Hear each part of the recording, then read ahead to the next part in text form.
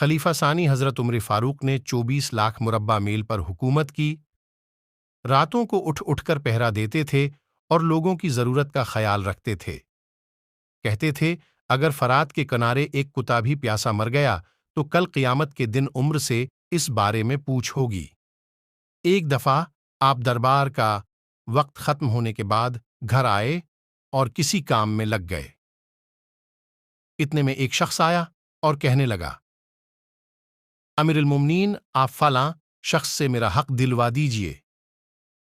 آپ کو بہت غصہ آیا اور اس شخص کو ایک درا پیٹھ پر مارا اور کہا، جب میں دربار لگاتا ہوں تو اس وقت تم اپنے معاملات لے کر آتے نہیں، اور جب میں گھر کے کام کاج میں مصروف ہوتا ہوں تو تم اپنی ضرورتوں کو لے کر آ جاتے ہو۔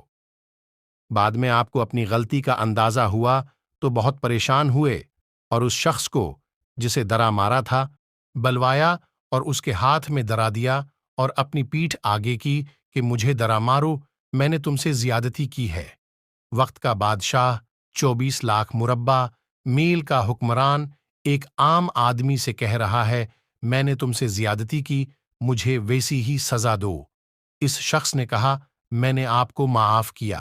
آپ نے کہا، نہیں، کل قیامت کو مجھے اس کا جواب دینا پڑے گا، تم مجھے ایک درا مارو تاکہ تمہارا بدلہ پورا ہو جائے۔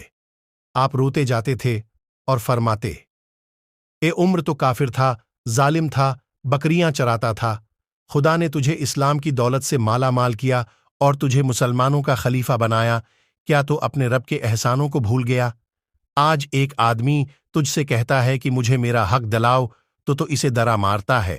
اے عمر، کیا تو سمجھ بیٹھا ہے کہ مرے گا نہیں؟